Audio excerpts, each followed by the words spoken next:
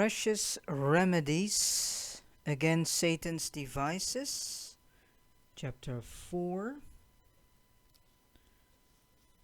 Satan's devices to keep souls in a sad, doubting, questioning, and uncomfortable condition. We are at device 5. And I need to still find device 5 that Satan uses is by suggesting to them that conflict that is in them is not a conflict that is only in saints, but such a conflict that is to be found in hypocrites and profane souls. When the truth is, there is as much difference betwixt the conflict that is in them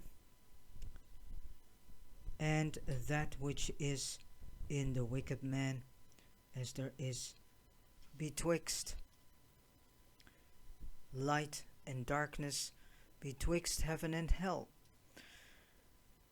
The truth of this I shall evidence to you in the following particulars.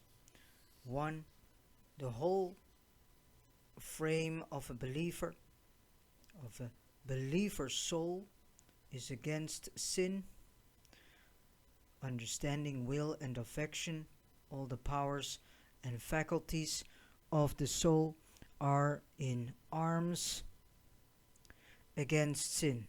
So a covetous man may condemn covetousness, and yet the frame and bent of his heart may be to it. Now, weird sentence this, but it says actually, if you hate covetousness, but there is still a root laid in your heart, then you can say it, but you're still doing it.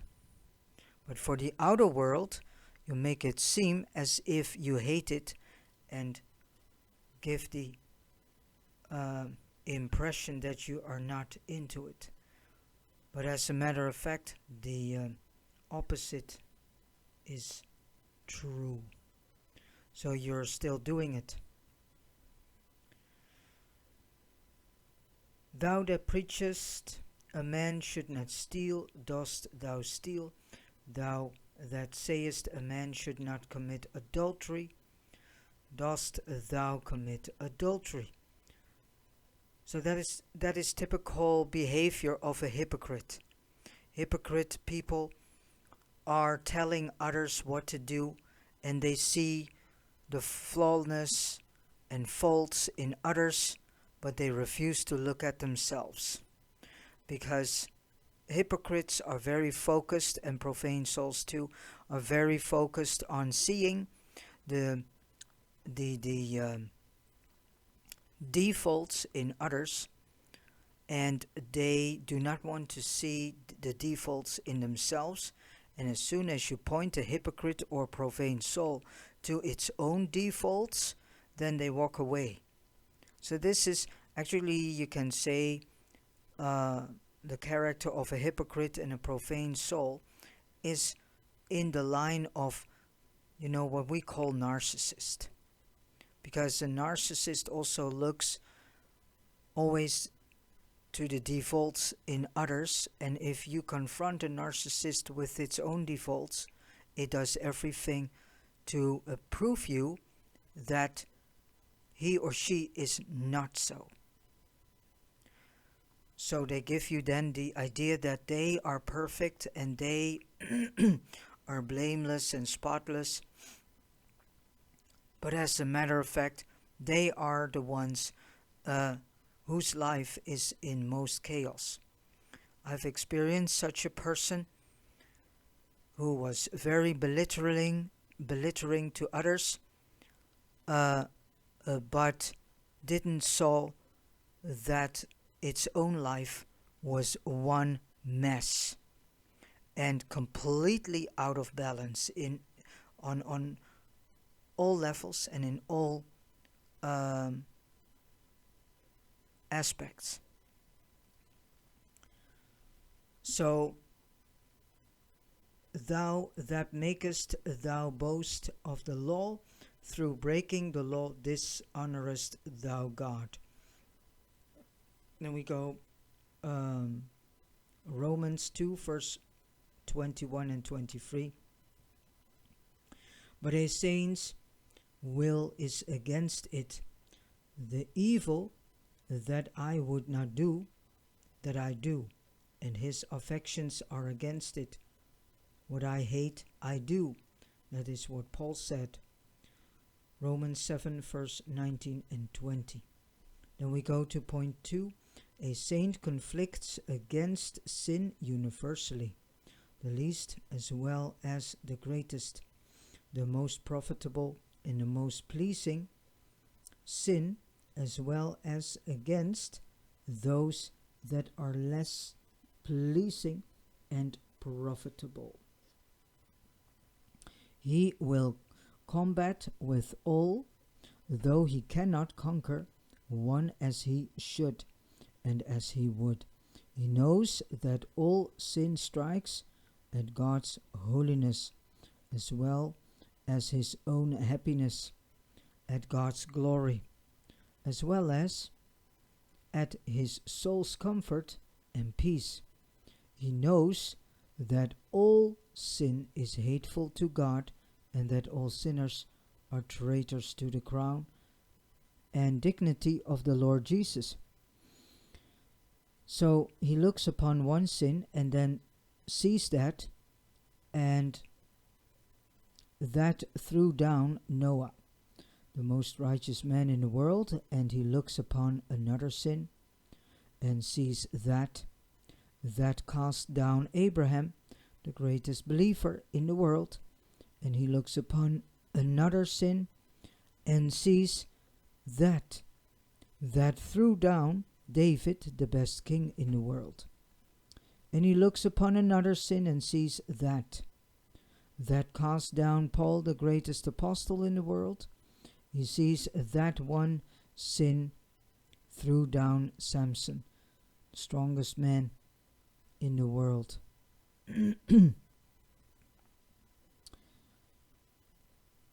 Another cast down Solomon, the wisest, and another Moses, the most meekest, and another sin cast down Job, the patientest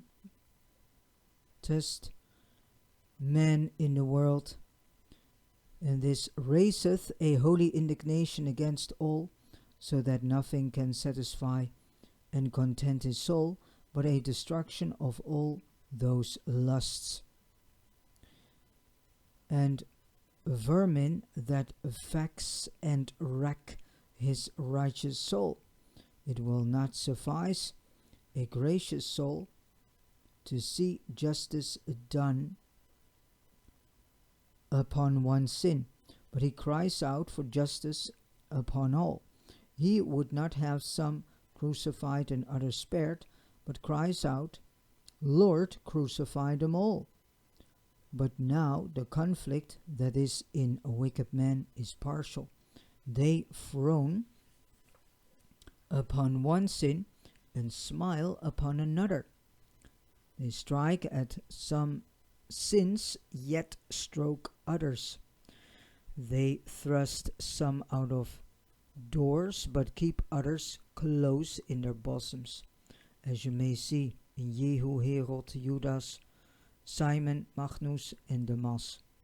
Wicked men strike at gross sins, such as are not only against the law of God, but against the laws of nature and nations, but make nothing of less sins, as vain thoughts, idle words, sinful motions, and petty oaths. They fight against those sins that fight against their honor, profits and pleasures, but make truce with those that are as right hands and as right eyes to them. Point 3. The conflict that is in a saint against sin is maintained by several arguments, by arguments drawn from the love of God, the honor of God, the sweetness and communion with God, and from the spiritual and heavenly blessings and privileges that are conferred upon them by God, and from arguments drawn from the blood of Christ, the glory of Christ, the eye of Christ, the kisses of Christ, and the intercession of Christ. And from arguments drawn from the earnest of the Spirit, the seal of the Spirit, the witness of the Spirit, the comforts of the Spirit. But the conflict that is in wicked men is from low carnal and legal arguments drawn from the eye, ear, or hand of the creature, or drawn from shame, hell, and curses of the law. 2 Corinthians 12, verse 7 to 9. Point 4. The conflict that is in saints is a constant conflict, though sin and grace were not born in the heart of a saint together, and though they shall not die together, yet whilst a believer lives, they must conflict together. Paul had been 14 years converted when he cried out, I have a law in my members, rebelling against the law of my mind, and leading me captive to the law of sin. Well, Romans 7, verse 2 and 3. Then we go to point 5. The conflict that is in the saints is in the same faculties. There is the judgment against the judgment, the mind against the mind, the will against the will, the affections against the affections. That is the regenerate part against the unregenerate part. In all the parts of the soul, but now in wicked men. The conflict is not in the same faculties, but between the conscience and the will. The will of a sinner is bent strongly to such and such sins, but conscience puts in and tells the sinner, God hath made me his deputy. He hath given me a power to hang and draw, to examine, scourge, judge, and condemn. And if thou doest such and such wickedness, I shall healer and tormentor. I do not bear the rod nor the sword in vain, saith conscience. If thou sinnest, I shall do my office, and then thy life will be a hell. And this raises a tumult in the soul.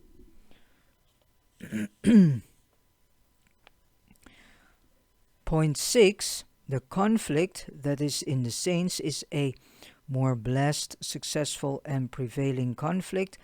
A saint by his conflict with sin gains ground upon his sin. They that are Christ's, saith the apostle, have crucified the world with the affections and lusts. Galatians 5, verse 24. So Christ puts to his hand and helps them to lead captivity captive, and to set their feet upon the necks of those lusts that have formerly trampled upon their souls and their comfort. So as the house of Saul grew weaker and weaker, and the house of David stronger and stronger, so the Lord, by the discoveries of his love and by the influences of his Spirit, he causeth grace, the nobler part of a saint, to grow stronger and stronger and stronger, and corruption, like the house of Saul, to grow weaker and weaker. Alright, this is quite understandable.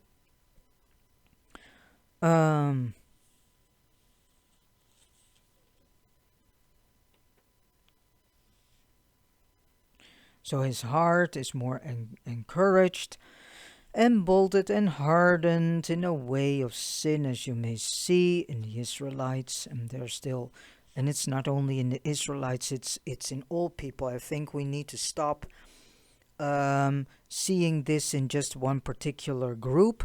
We are born in a world loaded with sin, no matter if you're an Israelite or whatever, from whatever nation you are coming from. Everyone has to deal with this. Um, as well as Pharaoh, Jehu, and Judas, who doubtless found many strange conflicts, well, strange, not really strange, tumults and mutinies in their souls. Of course, they find that because if you do not do what God wants you to do, then you create a havoc in your soul. When God spake such bitter things against them and did such justice upon them. So read for yourself in 2 Timothy chapter 3, verse 13. So remember yourself this by way of caution. Though Christ hath given sin its death wound, by his power, spirit, death, and resurrection, yet it will die but a lingering death. So as a man that is mortally wounded dies by little, and little so doth sin in the heart of a saint. That is not really true, because if you find the root, you can pluck it out with the help of Jesus, and thus with the help of God, and you are relieved from it. We men, humanity, in its whole, is making everything far more a problem and a big deal than it actually is. And humans are constantly thinking in terms as difficultiness. So they make life complex, difficult, more painful than it's necessary. Why? Because they still refuse to listen to God. They still refuse to have their hearts fused with the heart of God. They still refuse to come back to the Creator. They think that they still can solve every problem that they themselves have created. And they are still refusing to see that the life that they are living and all the pains and sufferings and whatever that springs from it is because of their refusal.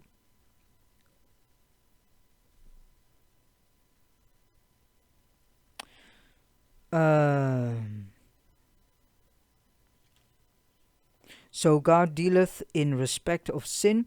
It is wounded and brought down, but not wholly slain. Something is still left as a momentum of divine grace and to keep us humble, wakeful, and watchful, and that our armor may be still kept on and our weapons always in our hands. The best men's souls in this life hang between the flesh and the spirit, as it were like Muhammad's tomb at Mecca, between two lodestoners. Between two lodestones. Like Erasmus, as the papists paint him, betwixt heaven and hell, like the tribe of Manasseh, half on this side of the Jordan in the land of the Amorites, and half on the other side in the Holy Land. Yet the issue, they that shall overcome the flesh and trample upon the necks of their spiritual enemies.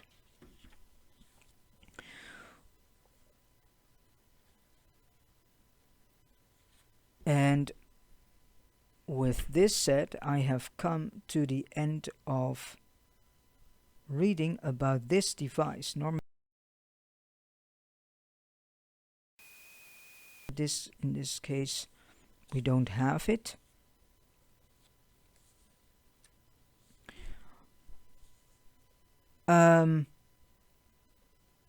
Yeah, so thank you so much for listening, and God bless you.